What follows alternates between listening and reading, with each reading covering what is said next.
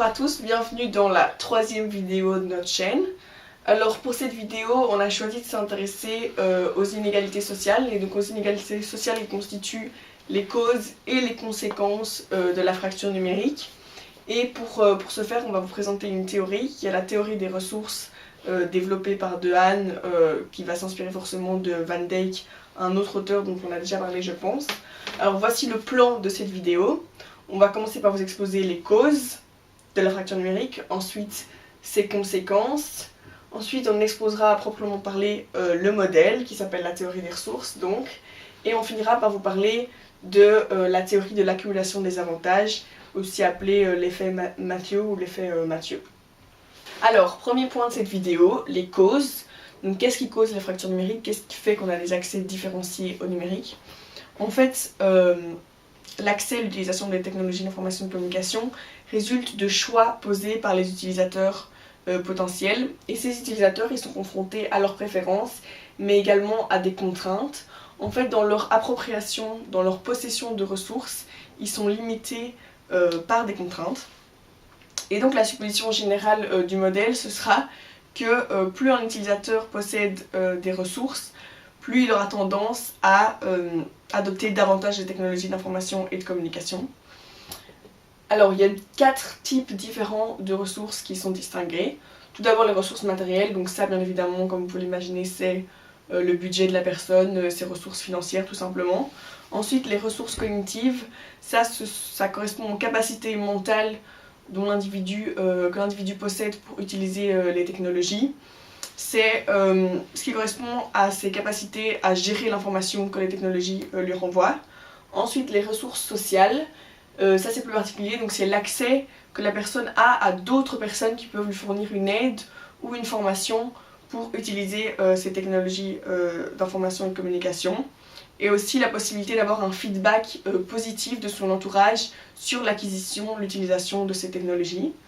Ensuite, les ressources de temps, tout simplement, c'est la quantité de temps libre que la personne possède en tant qu'activité de loisir pour utiliser les technologies d'information et de communication. Donc voilà, ça c'est pour les causes. Alors, après les causes, on va s'intéresser aux conséquences de la fracture numérique. Et la question ici qui se pose, c'est à quel point les inégalités sociales qu'on peut observer dans la société sont dues non pas aux différentes quantités de ressources que les personnes possèdent à la base, mais bien, pour notre question de recherche en fait, aux différences dans l'utilisation des technologies. Et l'hypothèse présentée par Dehaene ici, c'est que les personnes avec un meilleur accès aux technologies d'information et de communication posséderaient un avantage compétitif dans leur quête de récompense. Donc les personnes avec un accès riche auraient un avantage compétitif et pourraient s'accaparer plus de récompenses que les personnes avec un accès pauvre. Ensuite, les différences qui sont les conséquences de cette fracture numérique sont visibles dans différents champs de participation. Donc on peut en donner quelques exemples. Donc, par exemple, dans le marché du travail, évidemment, au niveau social, mais également au niveau culturel, dans un champ de participation dans les institutions, ou bien même au niveau de la participation politique. Donc voilà, maintenant on va passer à la troisième partie de la vidéo qui sera l'exposition du modèle en tant que tel. Alors, donc dans la troisième partie de cette vidéo, on va vous exposer le modèle en tant que tel, donc la théorie des ressources de Dehaene. Et donc ça, j'espère que ça va clarifier ce que j'ai dit précédemment, puisqu'on va voir la structure du modèle à proprement dit. Donc ici on a le phénomène central qu'on étudie, qui est la fracture numérique, donc c'est-à-dire différents accès aux technologies d'information et de communication. À gauche, ce sont tout ce qui constitue les causes de cet accès différencié, et à droite, les conséquences. Donc on vous a déjà parlé des ressources, des différents champs de participation, l'accès en tant que tel dans notre vidéo précédente. Alors les caractéristiques personnelles, il s'agit tout simplement par exemple du sexe de l'individu, de son âge ou de son ethnicité. Et les structures d'opportunité sont des arènes sociales dans lesquelles l'individu construit en fait l'acquisition qu'il va faire des ressources. Donc il y en a 3 en fait. Il y a le foyer familial, la place dans le marché du travail et également le système d'éducation dont il bénéficie. Alors, ce sont ces structures d'opportunité et ces caractéristiques personnelles qui sont responsables, qui sont à l'origine d'une distribution inégalitaire des ressources entre les individus. Cette inégalité dans la possession des ressources, à son tour, cause un accès inégalitaire aux technologies de l'information et de communication. Les inégalités de cet accès renforcent des inégalités sociales, des inégalités sociétales plus larges qui correspondent à des participations différenciées à différents champs de la société que j'ai exposés tantôt, donc culture, politique, institutions, etc. Et ces inégalités dans la participation sociétale vont avoir un effet backfire, puisqu'elles vont à leur tour engendrer un renforcement de la distribution inégalitaire des ressources et un renforcement des écarts qui séparent différentes structures d'opportunités. Donc par exemple, on peut donner comme exemple l'écart qui va séparer une bonne école d'une moins bonne école, ou bien l'écart entre un job sain ou un travail plus précaire par exemple.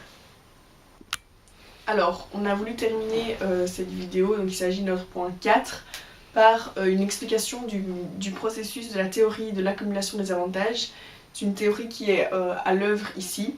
Donc en fait, ça correspond à la situation dans une société lorsque certains individus, groupes, reçoivent de manière répétée les ressources et les récompenses qui enrichissent ces premiers bénéficiaires à un taux exponentiel et appauvrissent relativement les non-bénéficiaires. Donc c'est un processus qui contribue à former des élites et à stratifier socialement la société. Donc pour le dire un peu plus simplement, c'est tout simplement l'appropriation graduelle de ressources, de récompenses, par les individus qui possèdent déjà plus de récompenses que les autres. Donc on peut voir que ce phénomène est à l'œuvre ici. En effet, on observe que l'accès inégalitaire aux technologies d'information et de communication contribue à la croissance des inégalités sociales, mais aussi au niveau des causes, que cet accès est lui-même causé par une distribution inégalitaire des ressources. On peut interpréter cette technologie d'information et de communication comme en fait une nouvelle forme de ressources, des ressources digitales tout simplement, qui s'ajoutent aux ressources classiques, matérielles, cognitives, sociales, et qui permettent ces ressources supplémentaires de s'approprier encore plus d'avantages. Et on observe très vite que ces ressources digitales vont être appropriées par le groupe de personnes dans les mains desquelles est déjà concentrée toutes les autres ressources. Donc ça confirme clairement notre hypothèse de processus d'accumulation des avantages. Alors, on peut vous donner un exemple concret de ce processus d'accumulation des avantages dans un de ces champs-là, donc dans le champ de la participation politique. Alors prenons par exemple un individu qui possède un capital humain et culturel plus élevé, donc qui a des ressources cognitives et sociales plus élevées que la moyenne, et qui est déjà actif politiquement. Ce type d'individu aura plus de chances, aura plus tendance à se construire un accès riche aux technologies d'information et de communication. Et donc dans le champ de participation politique à la société, il va par exemple profiter de l'e-démocratie, il va participer à des débats en ligne, signer des pétitions en ligne, se montrer actif numériquement, politiquement. Et cette appropriation des technologies d'information et de communication, cette nouvelle forme de participation politique en ligne, lui donnera sans doute une influence politique additionnelle.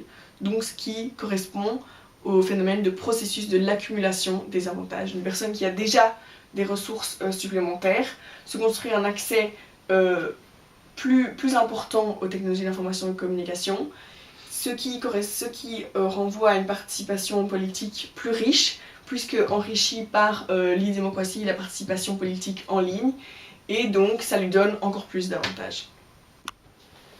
Donc voilà, c'est déjà la fin de cette vidéo. Dans cette troisième vidéo déjà de notre chaîne Exploring Digital Divides, on a voulu vous parler des inégalités sociales et en quoi celles-ci pouvaient être à la fois cause et conséquence de la fracture numérique. On espère que ça vous a plu et comme d'habitude, n'hésitez pas à nous donner vos retours en commentaire, à liker la vidéo et la partager à vos contacts. Merci beaucoup.